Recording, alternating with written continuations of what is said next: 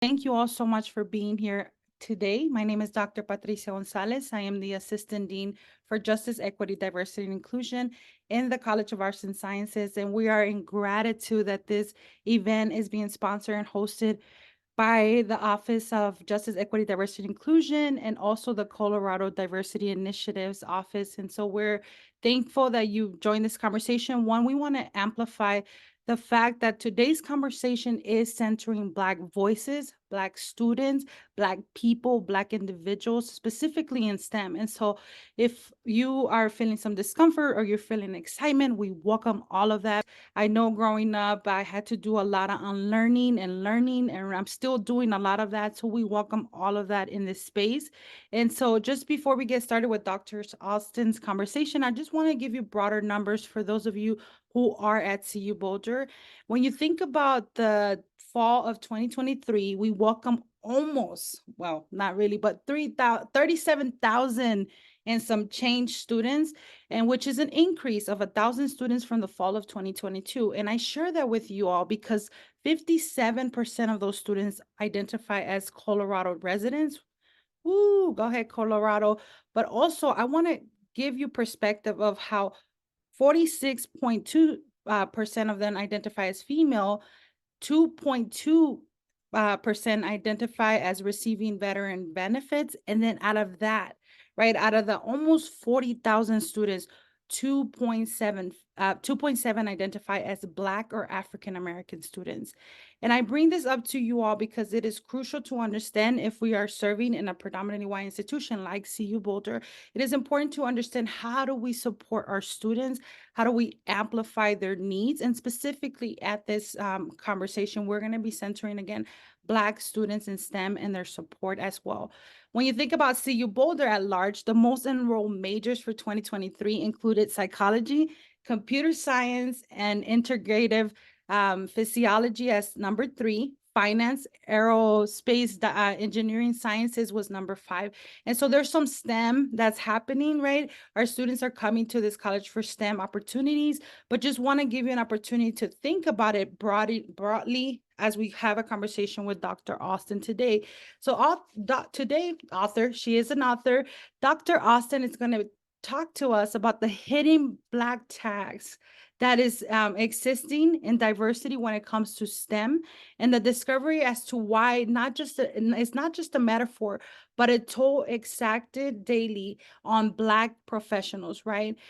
Thinking about the hidden Black tax is something that Dr. Austin is going to help us understand, but also put into perspective in our spaces. And I want you all to think about how has that Black tax been witnessed by spaces that I've served in, whether you're at CU Boulder, you're in the healthcare, you're in HR, what does that look like? And also, how can I support, after hearing today's conversation, students, people who are looking to go into STEM and or are still trying to figure out that piece of whether I should continue to go to STEM, or even individuals who have experienced the Black tags, if it's related to them being in STEM or not. And so although today's conversation will be centered on Black tags related to STEM fields, I want you all to think about the broader societal factors, how Black tags can also be incorporated in many aspects of individuals' life. I think about my Black colleagues who pay the Black tax for being one of few. I think about many individuals who have shared many spaces and feel that Black tax from many different angles. And so I invite you all to reflect, but this workshop is going to invite you to create an awareness and understanding of the Black tax phenomenon. It's going to invite you to examine the intersectionality of race and gender on the impact of Black tax. And it's also going to invite our participants to identify methods for mitigating the influence of the Black tax in academic and professional settings. And overall, it is inviting us to facilitate an inquiry-based discussion about strategies for dismantling the structures, sorry, y'all, structures contributing to the Black tax. And I also want to share the opportunities here at CU Boulder. So if you're someone who is at CU Boulder, there's the Center for STEM Learning. And of course, Dr. Austin is going to talk about her phenomenal work. I'm going to pass it over to Marisha Lopez, who's going to do our land acknowledgement. Hi, everyone. We invite you to take a moment to reflect on your relationship to this land of Boulder and relationship to local Indigenous communities as we are guided by the university's land acknowledgement. The University of Colorado Boulder honors and recognizes the many contributions of Indigenous peoples in our state and in stewardship to land before the establishment of the state into this present moment.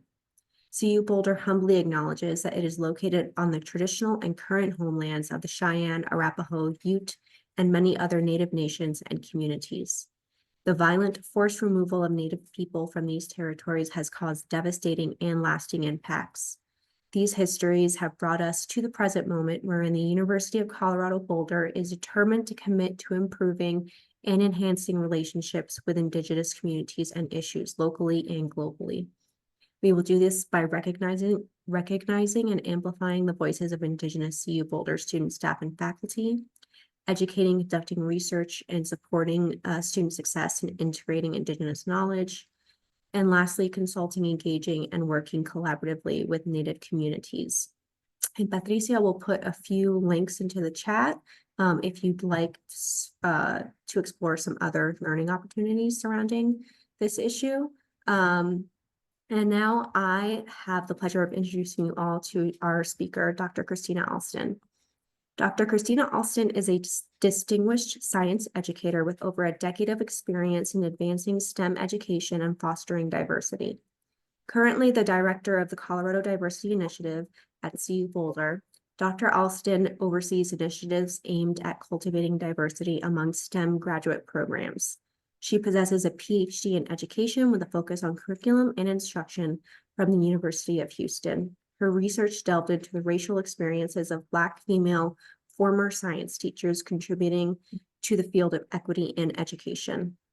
Dr. Alston previously served as the Associate Director for Equitable Research Evaluation and Grant Development at William Marsh Rice University. In this capacity, she managed federally funded projects, conducted academic research, and assessed pre-college STEM programs. Recognized for her dedication and service, Dr. Alston has received several accolades, including the Pre-College Engineering Education Meritorious Service Award from the American Society for Engineering Education. Her leadership extends beyond academic settings. She also serves as a board member for the Journal of Teacher Education. And please join me in welcoming Dr. Christina Alston.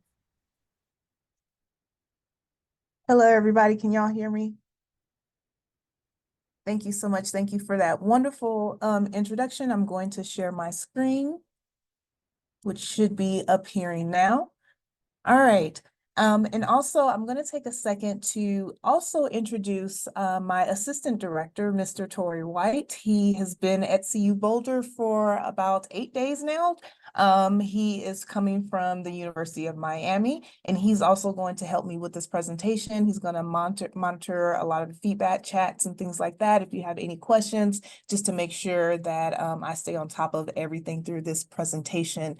But before I get into myself, I do want to take a moment of silence for the two university presidents, Dr. Joanne Epps and Dr. Motash, who recently committed suicide, Black women in the university who died because of this Black tax, because of the stress of being in the positions in university where they felt that they could not be supported and could not be heard, so they chose to take their own lives. So if we could just take a moment very briefly to acknowledge them in this space.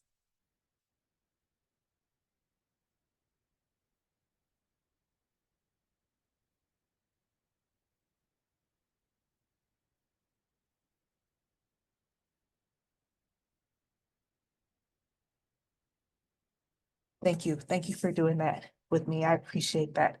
I didn't want to take too much time, but I did want that to be very meaningful for me because this is going to be about the Black tax. And as Dr. Gonzalez stated, it is going to be centered around Black voice because a lot of what this presentation is about is often as minoritized individuals, we are marginalized and disenfranchised, particularly in the STEM field. And you can see on this presentation, I've listed a lot of different titles, right? I've listed that I am the director of the Colorado Diversity Initiative, that I am faculty affiliate in the School of Education, that I'm the incoming chair for the Commission of DEI and the American Society of Engineering Education, and that I'm also a fellow in the National Association for Research and Science Teaching. I could have just left that as the director of the Colorado Diversity Initiative, and that would have been enough, right? But sometimes we need to overprove ourselves as marginalized individuals to show our worth in our field in these presentations. And I did that purposely as an acknowledgement of what we have to unpack and what that Black tax is to be in these particular spaces. And that's what we're going to be talking about today, what it feels like and what we do in order to prove as Black individuals in majority and historically white institutions. And so we're going to start with a true and false question. So we're going to start with a game, and I want everybody to play in this game. It's going to be very easy. And to play this game, you can either use your computer or you can use your phone. And I'm just going to ask you one question. There's no right or wrong question. It's just what you believe the answer is. And we're going to use something called Slido. Have y'all used Slido before? It's basically you just scan a QR code to answer the question. And so I'm going to ask you a question. And so it's like, is your dog red or black, right? And then you basically respond to the multiple choice question using your phone. So I'm going to bring up your question. And again, you can either just use the internet and type in the website, or you can use your phone and just scan the QR code when it comes up. It's very simple. It's not timed at all. So here's the question. So in the top corner of your screen, you should see a QR code, or you can go to slido.com and put in that code. And so the question is, most humans expect to be paid a fair wage based on their education and experience within their field, regardless of their identity. Do you believe this is true or false? All right, I see that 3 people have answered this question already. 10 people have answered. And I think there are 19 people, including myself, on the call. Okay, so I give it a little bit more time to give a couple more people a chance to answer.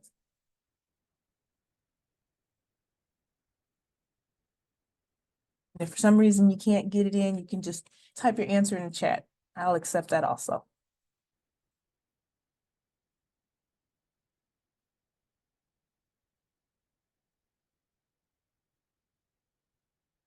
Before I take an opportunity to reveal the group answer, does somebody want to share out loud what they voted for and why they think this is the correct answer?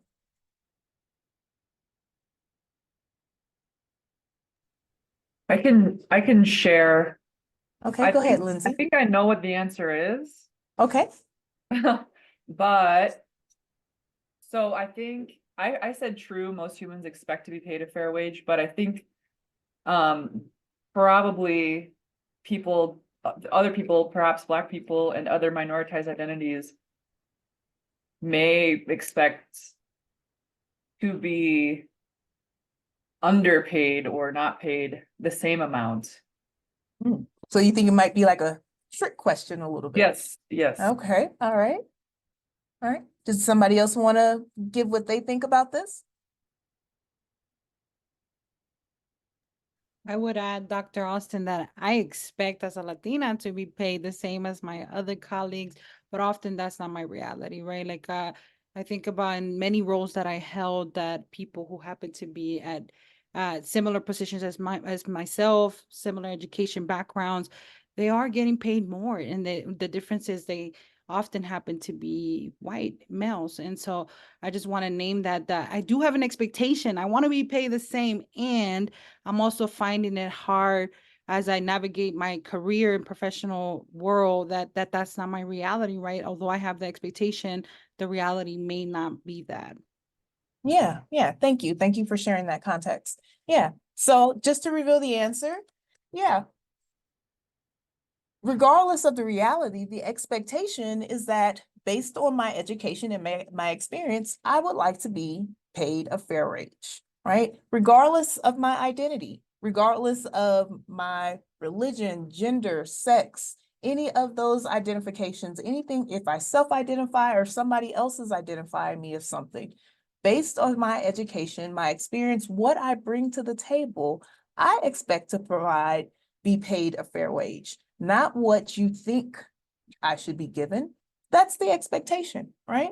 But we know in life, it's not the reality, unfortunately, right? So what is the reality? What's causing that difference, right? What's causing these differences? What are we actually being paid, and what determines those differences? Who gets to determine those differences, right? And that's a little bit what we're going to talk about. So today we're going to go into cultural taxation, right? And specifically into the STEM fields.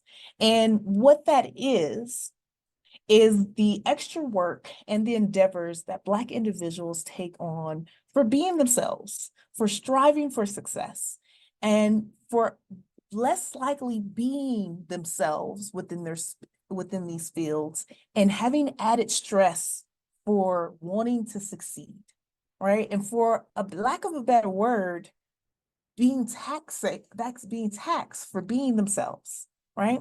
For that becoming taxing. So what exactly is the Black tax in STEM? What is this cultural taxation? Before we can get into what exactly it is, let's look at some data into STEM, right? So Dr. Gonzalez went into some specific data into what CU Boulder looks like, but let's look at it nationwide. Let's look at what's going on in the STEM field nationwide. So we see that while still lower than other individuals who identify as white or Hispanic, since fall of 2021, there are about 60,000 Black Americans going in the STEM workforce each year with either a degree or certificate. There's about 5% of STEM PhDs that are awarded to Black individuals each year, right? This is across the entire United States. When we look at what's going on in the workforce, individuals, either in industry or academia, 20% of Black scientists and 23% of Black engineers are reported that they're feeling that they cannot be open in the workplace. And so what this means is they feel like they cannot be their true self. They cannot come into the workplace wearing their natural hairstyles. They cannot come into the workplace talking in their normal languages. They cannot come into the workplace feeling as though they are tired, right? They cannot come into the workplace feeling very open, right? They have to be very guarded, and they have to be very reserved in order to feel like they can fit in, right? If they feel like science and engineering fields do not create a space for them to be very open. Then we see here what that opening question was about. When we look at Black individuals, average age about 25 years old, they are paid on average 78% that of white individuals, while Asians are paid about 127% more than white individuals, and Hispanic individuals are paid about 83% of what white individuals are paid in the STEM field.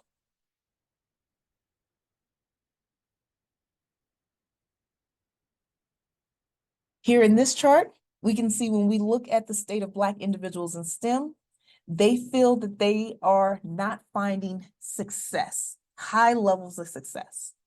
And so when we look at the term success, and I had to dig further, what are they talking about for success?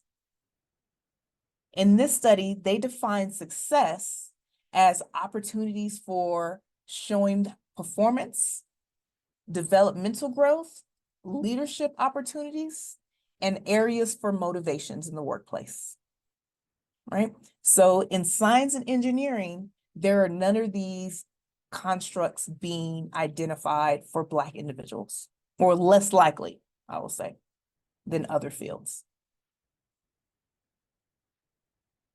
And finally, if you're a Black individual or a woman, there is a 20% chance if you have a STEM PhD that you're going to leave the field. But If you are Black and a woman, then that increases to a 36% chance that you're going to leave the field. So that actually happened to me.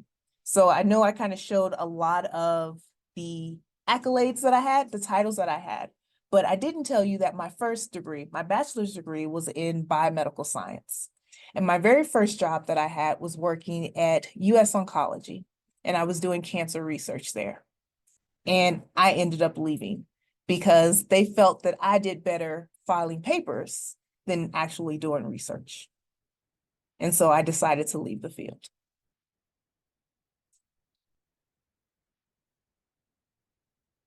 And so let's look at the Black tax closely. So we looked at the environment, the conditions that contribute to the Black tax, but the Black tax usually occurs when people want to have that success, right? We want to be successful, so we want to stay in the field, right? So how do we pay this Black tax? So as African Americans face social injustice, right? Their success comes with that additional price, causing them to have environmental stress. So in the field of psychology, they call this social identity or contingencies that comes from facing the different judgments, stereotypes, facing a lack of opportunities and restrictions, and facing harsh treatments that are placed upon them. And these are all tied to one's social identities and choosing how to face those identity crises. And so, for example, a Black individual's experiences can shift when they're in that STEM environment. So what that means is it's different for being a scientist and than being a Black scientist. And you have to have a shift in personality, a shift in behavior, which causes additional racialized stress in these particular environments. And you have to shift who you are in order to pay that tax. And so you end up having a cognitive dissonance, and I'll talk about that a little bit more, in order to adjust yourself and adapt in these environments. And so what does that look like? So that ends up looking like more work for less pay. So the Black individuals in the fields have had to confront confirmational bias, racism, misconceptions about their work ethics, and they end up striving for a sense of belongingness, right? And so they want to confront stereotypes about them being uneducated, being angry, or being a model minority, or being an independent woman. And so they'll say, I can do this. Let me show you I can do this. And so they'll do additional work, more work than their counterparts. Often Black individuals have had to work more hours with more effort than their white counterparts in order to stand out. And those will be attempts that occur for these Black individuals to volunteer for extra projects, ask questions, or take on more responsibility. Often this comes as a backfire because then they'll get less pay and less recognition, because oftentimes they're doing more, but even though they're doing a great job, what ends up standing out is the failures or the wrongdoing or the one time that somebody makes a mistake in that particular field. So let me show you a quote from one of the participants I've collected from a study. It says here, I didn't feel valued. There was no camaraderie there. So that plays a role. Where you're going with your career. Do you want to stay or do you want to leave? You don't want to stick it out. Those things make you feel like your values and work are not what they should be, what you bring to the table. And you know what you're worth and capable of, but someone doesn't see your work and value, making you feel, why am I here? And so this is an individual who's giving more and more and more to the work, but they feel like it's making them feel more invisible, making them feel used in that space because they're trying more and more to be seen, but the more that they try, the more they feel invisible.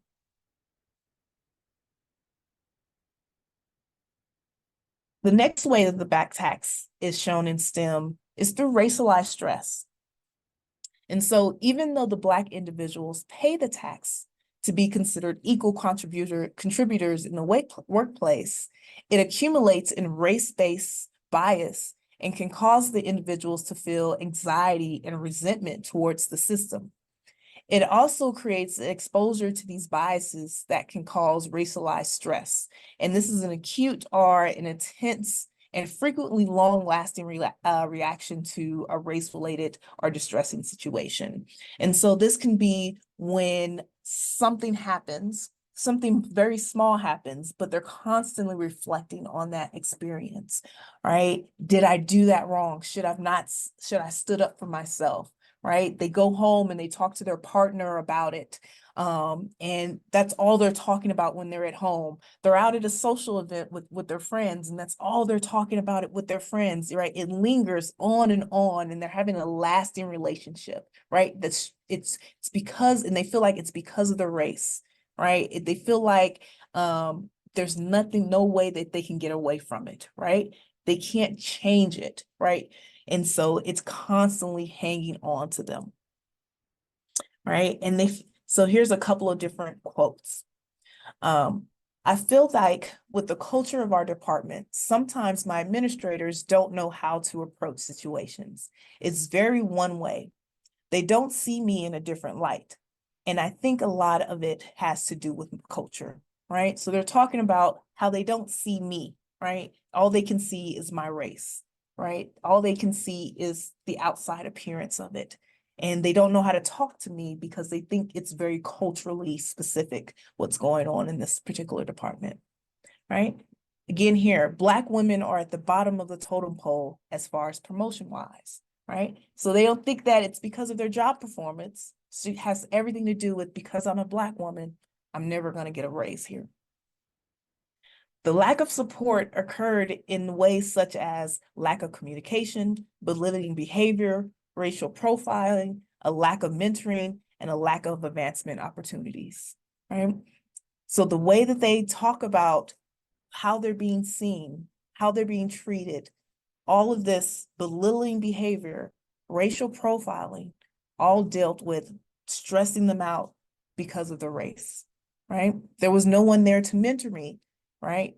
All because of who they thought they were. Another way that the Black tax in STEM is paid is because of censoring yourself for white comfortability. And so this is another way of saying this is because of white fragility. And this is any type of challenging to a white person's comfortability regarding amount of race-related stress or pressure can be becoming unmanageable or triggering to that white individual. And then it triggers a defensive measure. And that's designed to restore the white person's comfortability and sense of safety, usually at the detriment of a Black individual in that particular position, right? So usually a white person might say, you know, I was doing a good job, or I didn't mean to have that impact, or I didn't mean to do that, or I didn't mean to do this, right? And if they're called out, right, then that makes the white person feel comfortable. And it's then the Black person's job to make that white person then feel comfortable in that space. And if you don't make them feel comfortable, maybe give them a hug or say, oh, I know you didn't mean to say it in that way. It's okay. I know you're not a racist person, or, you know, we're still cool, right? You know, making them feel okay in that moment, instead of making them reflect on, well, why did you say it that way? You know, well, I understand that that wasn't your intent, but that was your outcome. Let's have a conversation about that. Instead of it being from that dynamic, we have to then code switch in these particular situations. Yeah, we have to change who we are as Black individuals to make you feel more comfortable within that space, leaving us to feel uncomfortable.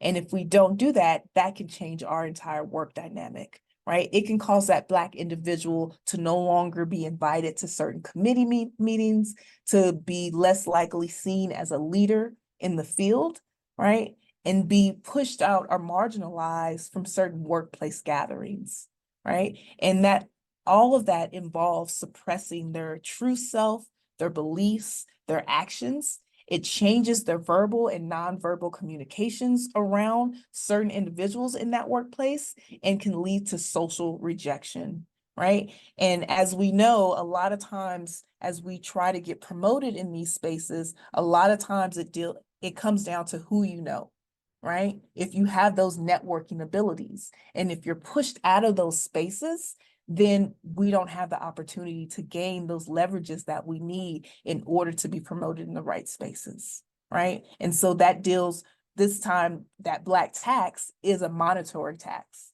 right? Causing us to lose out on a lot of money, a lot of funds, just because we made the wrong people feel uncomfortable. And I keep looking at the picture, and I'm sorry, but this has my little hand up and it's throwing me off. And I apologize for that. I don't know how to take it down. We'll figure it out later. All right, so here's some quotes on how we change ourselves in order to make others feel more comfortable in these spaces. So I had to change a little bit in my approach for them. I would use phrases like dear, sweetheart, hi, hun. I started saying this stuff when I wanted to say, and she made a big smile, you know what? I always made sure that I reacted the right way. Additionally, I kept a poker face because I do not want to be perceived as an angry Black woman. After all, I know that can be a stereotype, right? So we're hiding who we are in order to make other people feel more comfortable. And this is different than, we all do this a little bit because we want people to feel good within our spaces. We all can't just be out there, extra hard and everything like that, even if you're a regular kind of person and just kind of tough. It's not talking about that. It's talking about losing who you are in order to make someone overly comfortable because of your race, right? It's not just saying hi to somebody when you're in a bad mood because you're having a bad day, right? That's something everybody does, right? But it's getting rid of your cultural norms to make somebody else feel comfortable, ignoring that someone just racially profiled you to make somebody else feel comfortable, ignoring that they really just disenfranchised you, or they're really doing something that's going to really disregard or microaggress you in a way that you really need to speak up on, but you're going to say, you know what, I'm going to sit back and it's not my fight. It's not my fight today. That's what this is talking about. I'm just going to smile through it because I don't want to internalize this and I'm not going to take it home with me today. Right? It's that whole conversation. If you're not a Black person on this call, am I going to be an ally or an advocate? Right? As an ally, we are for marginalized individuals, right? I like to go to the talks. I like to sit in on the conversations. I like to write grants regarding making sure we can get more funds for these minoritized individuals, right? But as an advocate, if I see injustice occurring, I'm going to step in, right? So do you step in? Right? It's about knowing about the work, knowing when wrongdoing occurs, or do you provide action for the wrongdoing to make productive change, right? That's the difference that's going on here, right? It's about, I understand there's a difference that's going on, or do I want to change that difference? And that's where it comes back to this cognitive dissonance. This is like the really big thing, right? When you have a mental discomfort that results from holding on to two opposing beliefs, right? Beliefs, values, or attitudes, right? I really deep down believe that I should be a person in STEM, but I really deep down believe that I need to quit this job because I do not fit in here, right? It's a discomfort or feelings that your behaviors do not align with your actions. Your values do not align with your beliefs, right? It's a psychological phenomenon that occurs because I'm doing all this work, but my paycheck is not coming up with it, right? I'm doing all of this experience, but I'm hearing my manager tell everybody else, good job, but not me, right? What I'm seeing is not aligned. So my brain, it's a disconnect. My left and right brain is causing me to be stressed out because I don't know how to process everything, right? Everything I read in school said if I'm a good boy, good things will come back to me. And it's not lining up. So how do I process it? How do I walk in this world when the things that I'm doing are not lining up? And so that adds to stress. And usually when people are in this state, they usually turn to a lot of different coping mechanisms. And a lot of times they are unhealthy coping mechanisms because they need to put more joy into their life, right? They need to put more things that are tangible, that they can understand. Sometimes they will turn to like substance abuse, or sometimes they'll just spend all their money on unnecessary things, right? Either way, they need to turn to things that are tangible, that they can understand, that makes sense to them. And so here's another quote from a participant. It says, "There are many times on the inside I'm screaming, but I have a smile, of course. There are times when you want to give a real reaction, but you cannot," right? They're fighting what they want to do. Their actions are not aligning with what they know the response should be. We got to figure out how we'll be okay. I keep asking myself why I gotta leave. I have the right to be here. I really worked my butt off, you know, why I gotta go, right? They can't make sense of why they should leave the field, right? They're doing everything right, but their body is telling them that they don't need to be here, that they should go, right? So all of these things are associated with being in the Black tax, having that disconnect, right? And this is a lot of reasons why people are not leaving, are not staying. So my question to y'all, and you can put this in the chat, how do we avoid paying the Black tax?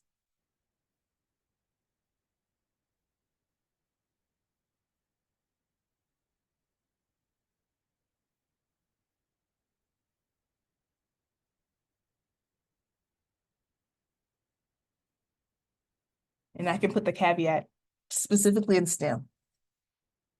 How do we avoid paying the Black tax?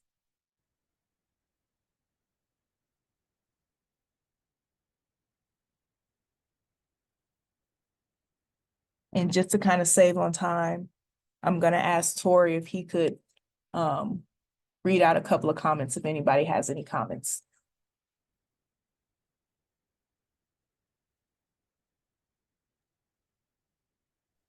Okay. So we have one from Patty. Those with more privilege need to step up. Lindsay commented, I was jumping again. Train mentors and faculty members. Lisa chimed in and said raise awareness that exists. And Lisa commented self-care for one, but being comfortable with not feeling compelled to explain yourself or Black heritage, etc. Yeah, I like all of those suggestions. Thank you. Yeah, I think getting comfortable not having to explain yourself. I even need to work on that because it's really hard. That's really hard. Trying not to help other people see your viewpoint. Oh, and then training managers. How do we get them to want to care, right? That's really hard. That's really hard because the Black tax is there. But the number one thing that people are doing right now is leaving. They're leaving. The number one way to avoid paying it is leaving. 40% of Black students end up switching majors compared to 29% of white students. And we talked about this earlier. in the workforce, 20% of Black men and 36% of Black women with PhDs end up leaving the STEM field. And that's across academia and industry. And I'll tell you a story. One of my mentors once told me, you can get a job or a position at anywhere, right? And it doesn't matter where you go, what field it's in, you're always going to find something you don't like about that job. Whether it's a person, whether it's environment, whether it's your desk, how they have it arranged, right? You're gonna find a reason not to like that job. But he also said that Black people, because my mentor was Black, and I'm really grateful for that. Black people have been playing a losing game for a long time. He called it the game, and I actually wrote that in my dissertation. I called one of the constructs the game. He called this system a game, and it's not written for us to lose, because if you'll see the history, anytime a certain percentage of Black people get ahead, they change the rules. So the system is not written for us to win until we start getting in the game and writing the rules, right? So we need to start staying in the system and changing, right? So I think someone said, and they're getting the leadership to start learning about these systems and start changing, right? So we need to be involved in changing the system, right? So it was Jane Austen or Elizabeth Janeway who said this quote: if one is going to change things, one has to make a fuss and catch the eye of the world, right? But Jane Austen had the luxury of being a white woman, right? So even though she wrote under a pseudonym, she was a white woman who wrote books, but she spoke from her truth. She wrote her fiction novels, and wrote what she wanted to write about. But I really like this quote, because we do have to be change agents, and we do have to make noise. We have to make fuss, and we have to continue to speak our truth. And so if you think about it, would you rather sit quietly and live under somebody else's truth, or speak up and risk living your truth? And I think I would rather live under my truth. So instead of just avoiding the Black tax, what I would rather do is dismantle the Black tax. Let's try to break down the system. Let's try to change the system. And so I think with changing the system, we have to do a couple of things. We have to hold our leadership accountable, right? How do we hold our leadership accountable, right? They say that they're for DEI. What does that mean? What does that look like? And if they don't do the policies, if they don't do the action items, can we get rid of them and bring somebody else in? Can we actually hold them accountable? Can we change our recruitment practices? I was on a faculty committee, I think it was like 2 weeks ago, right? And they were talking about, and I'm sorry, oh, this is being recorded, don't share this with everybody. They were talking about we need to bring in more faculty members of color. And halfway through the discussion, it went to, oh, I know this faculty member, it's a white man, he would be fantastic at this position. And how did this conversation go to, what are new ways to recruit faculty members of color to, let's give the job to a white man? And I spoke up. And when I spoke up, the conversation went to, I was harsh.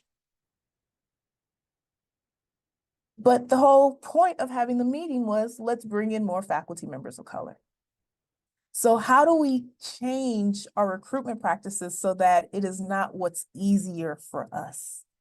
How do we do what's needed, right? Not just about let's bring in more Black people, but let's do what's needed for the job. Because remember what, if I go back a couple of slides, people are graduating with degrees, and I hear it all the time. Oh, there's just not enough. There's just not enough of them.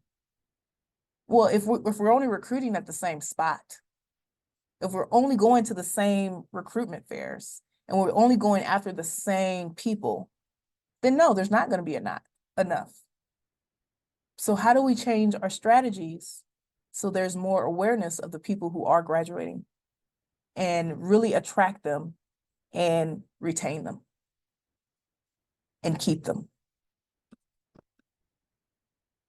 Because I guarantee you, less students are going to keep going where they're not wanted. Sorry, gotta go back. Excuse me, Dr. Austin, we also have some more comments in the chat. Whenever you're Okay, ready. go ahead. Yeah, go ahead. Okay, so let's go back here. So Sarah mentioned calling other white people in and out to take the burden of Black people. I love William that. commented, educating others about it so they can be more aware of it and put themselves on others' shoes. Linda commented, use institutional data to illustrate where Black humans are feeling supported and valued, and to interrogate where they are not. And then Lindsay commented again, loving this presentation. We are challenged because the American education system removes African Black history, so as BIPOC, it seems we are the ones left to educate whites instead. Yep. Yeah, it's 100% on us. And the thing is too, okay, if they want to remove it from this class, we can be shifty and say, well, let's put it in this other class. How can we work within the system, around the system? If this is something that we want to do, how can we find ways to do it? It's really on us. There's always going to be individuals that are resistant to change. But for individuals who are not resistant to change, who want to be cultivated in being in an inclusive environment, how do we bring them in? How do we make them aware? I always think about this. So we think about the N word, right? You can hear that word on the radio, you hear it on TV, you hear it everywhere in language. Walking around campus here at CU Boulder, and there's not that many Black students here at CU Boulder, I'll tell you that. It has become normalized to use belittling language.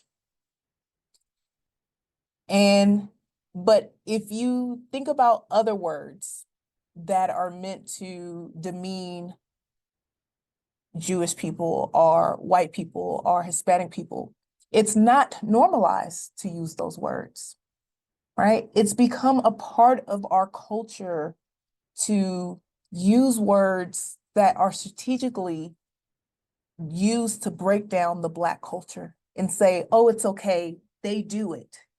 It's a part of their culture to break them down. We can allow them to use it in the music, right? It's a part of the mindset. It's a part of the system to keep Black people down, right?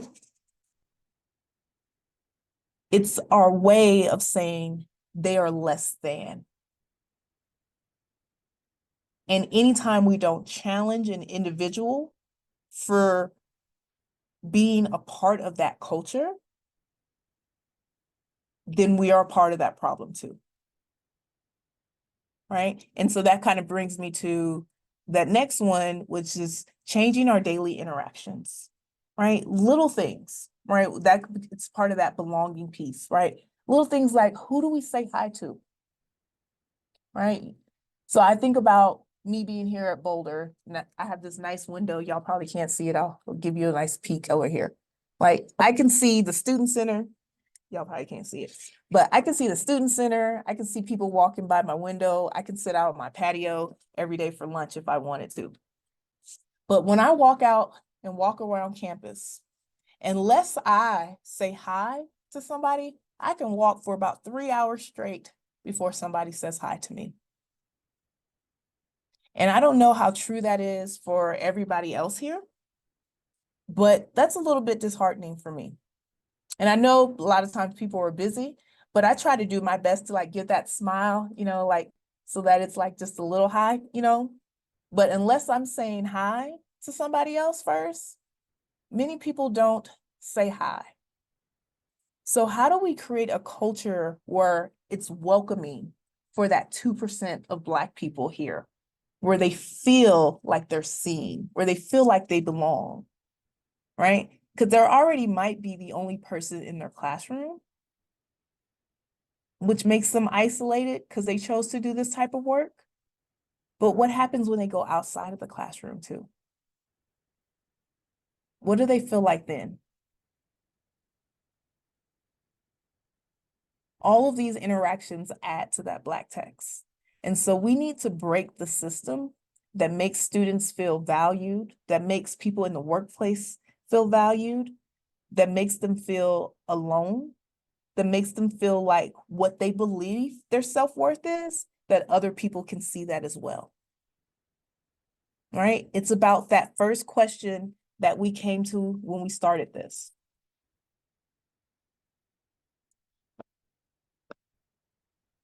It's about being a human being, right?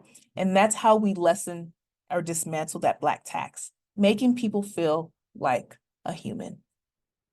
When they apply for the job, when they go for the job, in their educational experience in the STEM field.